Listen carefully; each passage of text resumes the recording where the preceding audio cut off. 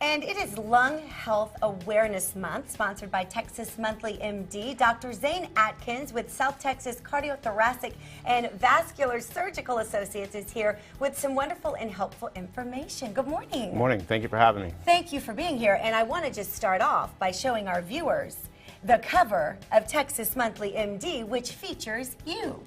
Congratulations on that. That was a lot of fun to do. Yeah, that is really cool stuff. And you said it's more of a personal article because, you know, Texas Monthly MD is all over the state of Texas, and we want to get to know great doctors like you. And I'm new to the area, so that was important, yes. Okay. Well, that makes sense. But today we're going to talk a little bit just about lung disease, heart disease, and what you treat and what you do every day. So if you would or could name some of the most common symptoms of heart or lung disease, what would those be?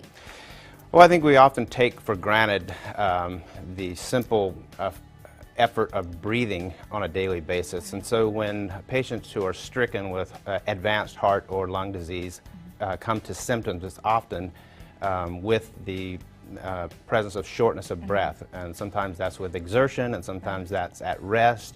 Sometimes you can't even lie down comfortably without having shortness of breath. Okay. Other more common ones are chest pain, particularly when you're referring to the cardiac conditions, but with lung conditions and advanced heart conditions, it's often shortness of breath.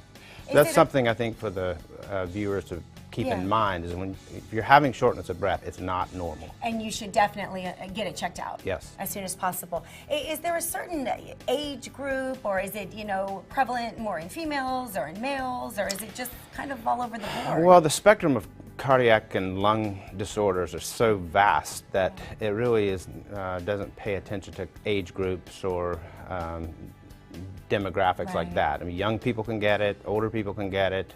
Of course, environmental exposures like smoking and other things could play a role, but particularly for the viewer sitting at home wondering should they have this thing checked out, it's more important to be proactive about it rather than say, oh, well, that doesn't apply to me. Yeah, it's better to be safe than sorry, for Correct. Sure. Now, when it comes to advancements, you say there's some exciting areas and breakthroughs that are happening right now. Tell us about those. Well, cardiac care in particular is constantly being researched and evaluated, as everyone knows, whether it's on the pharmaceutical side of things or randomized trials for different therapeutics. But the things that are particularly exciting these days are the kind of a miniaturized or lesser invasive approaches to advanced cardiac conditions that in the past either were not treatable or required maximally invasive, if you want to call it that, therapies. And then tons of downtime, I assume, exactly, afterwards. Yeah. So some of these examples are percutaneous heart valve therapies and other collaborative approaches to make it easier for the patient to recover. Okay, well, you can learn more about Dr. Atkins. Again, he is on the cover of Texas MD Monthly. You can pick one up, you can check it out, you can read about him.